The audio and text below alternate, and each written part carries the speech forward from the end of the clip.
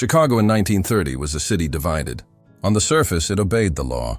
Beneath the streets, another world existed entirely. But what happened during that brutal winter would shatter the carefully maintained illusion that anyone truly controlled this city. Before this case ended, a man who made his fortune breaking laws would become the only person standing between 7 missing children and oblivion. And what he discovered would change everything about how the underworld operated. Before we go any further into this incredible true crime story, hit that subscribe button. What you're about to hear isn't just a tale of mystery and survival. It's about power, betrayal, and the unexpected places where justice finally appears. Ready? 7 children, 7 disappearances. 7 families devastated within the span of just 23 days. It started on a Tuesday in late November, when Margaret Chen, age 9, vanished from the street corner where she waited for her mother after school. The Chicago Police Department filed a report, asked the standard questions, and moved on. The city lost children regularly. The wealthy hired private detectives. The poor preyed. This was the natural order of things in Depression-era Chicago. But within 48 hours, a second child disappeared, then a third. By day 5, the pattern became impossible to ignore. The newspapers ran headlines that screamed terror into every household. Federal Bureau of Investigation agents arrived from Washington with their new forensic techniques and their confident theories about organized kidnapping rings. Local police detectives worked around the clock, interviewing families, reviewing alibis, chasing leads that evaporated like morning fog. Nothing stuck. The children seemed to have simply ceased existing. No ransom notes appeared. No bodies surfaced. It was as if they had been consumed by the city itself, swallowed by some force that left no trace, no evidence, no path back to them. Police Commissioner William F. Rutledge held daily press conferences where he assured the public that every available resource was being deployed. He was lying, and everyone knew it. The truth was simpler and far more terrifying. They had no idea what was happening. The feds theorized wildly, proposing everything from a serial killer stalking the streets to an elaborate kidnapping conspiracy. Their theories multiplied like rats in the walls, but each one crumbled under the slightest scrutiny when confronted with actual facts. By day 12, when the 6th child disappeared, the city had reached a fever pitch of panic. Parents refused to let their children walk to school. Streets that had buzzed with life became ghostly and hollow. Families huddled together in their homes, jumping at every sound, seeing menace in every shadow. The city was paralyzed not just by fear, but by incompetence masquerading as authority. And then something changed. Something that would introduce a force into the investigation that no badge could stop and no law could. Contained, Al Capone received word that the 7th child, missing from the streets of Chicago, was the 11-year-old son of Frank Nitty's right-hand man, a fellow named Vincent Caruso. But Caruso wasn't just any mid-level operator in Capone's organization. He was loyal, he was capable, and perhaps most importantly to Capone's increasingly complex world, he was family in every way except bloodline. When Capone heard the news, something in him shifted. This wasn't about territory or business anymore. This was personal. This was war. What happened next would become one of the most peculiar chapters in Chicago underworld history. Al Capone, the man who had built his empire on violence, corruption, and the systematic breakdown of law and order, decided to become a detective. His motivation wasn't noble. Capone's motivations never were. But nobility is often irrelevant when capability intersects with necessity. Capone's organization possessed resources that neither the police nor the FBI could match. Not just money, though, that was crucial. They had something far more valuable. They had an intelligence network that extended into every corner of the city. They had people everywhere.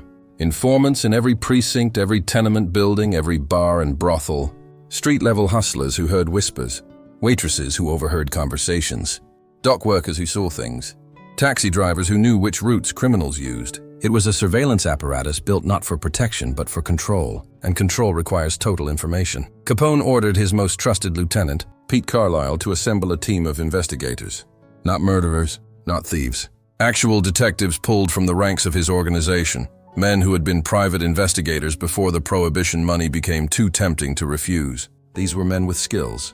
Men who understood how to follow a trail through the city's most dangerous places and come out alive. Carlisle himself had worked as a detective for the Chicago PD before switching allegiances and paychecks 15 years earlier. The official investigation had focused on obvious angles: known criminals, previous abductors, mental patients released from asylums. The FBI had even begun interviewing every person with a history of violent crime. Their methodology was sound, but their perspective was limited. They were looking for madness or conventional greed. They weren't looking at the specific type of predator that hunted in Depression-era Chicago, the kind that didn't kill for passion but for profit, the kind that operated with the cold calculation of a successful business. It took Capone's people exactly 72 hours to identify the trafficking ring. The operation was run by a man named Dmitry Volkov, a Russian immigrant who had created a sophisticated pipeline for stolen children. Volkov's network was designed with brutal efficiency. Street scouts, often teenagers themselves, would identify vulnerable targets. Children whose parents were working multiple jobs, latchkey children who walked alone, kids from broken homes where disappearance might take hours or even days to be reported. The scouts would note their routines, their routes, the best moments to move in. Then the extraction teams would operate with military precision. Quick, quiet, professional. Volkov's operation stretched beyond Chicago. That was the revelation that explained everything.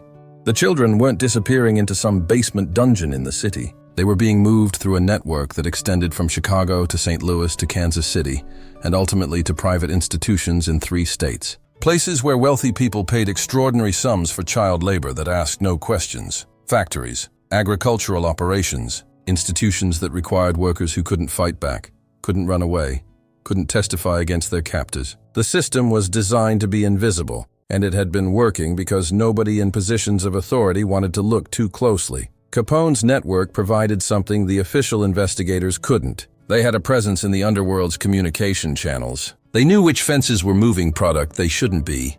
They knew which hotels were sheltering criminals in transit. They knew which railroad workers had been paid to look the other way. Within the first week of their investigation, Capone's people had identified not just Volkov's operation, but the entire infrastructure supporting it. What they discovered was a network of tunnels that predated Chicago's current street layout. The city had been rebuilt multiple times over, and underneath the modern metropolis ran passages and channels from earlier eras. These weren't the famous Prohibition-era tunnels people whispered about, though some connected to them. These were older systems, forgotten systems.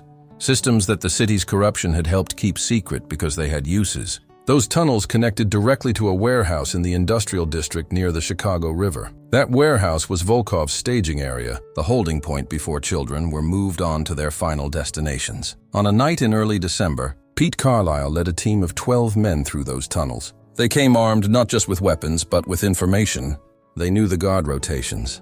They knew where the children were being held. They knew the exact moment when Volkov would be present to oversee a major transfer of 4 children to an operation downstate. They moved through the darkness like ghosts, like men who had learned to exist in spaces where normal law no longer applied. What they found in that warehouse confirmed everything their investigation had uncovered. 23 children, not just the 7 from Chicago. Children from other cities.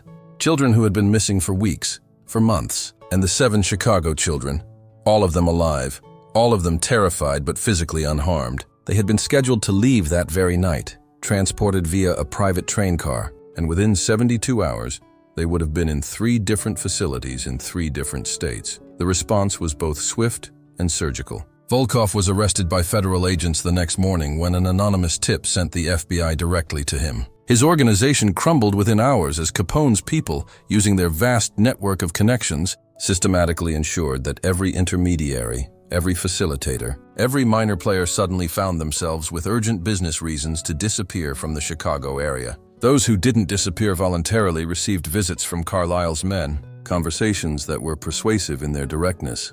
The official narrative, the story that appeared in the newspapers, was remarkably simple. The FBI received an anonymous tip about suspicious activities at the warehouse. They conducted a raid. They found the children. They arrested Dmitry Volkov and dismantled his operation. It was a triumph of American law enforcement. Federal agents were photographed with the rescued children. Commissioner Rutledge appeared at press conferences taking partial credit. The newspapers ran triumphant headlines. The public's faith in authority was restored, at least temporarily, but the real story never appeared in print. The real story was that Al Capone's organization had done what the government could not. They had used methods the government couldn't use. They had accessed information networks the government didn't have.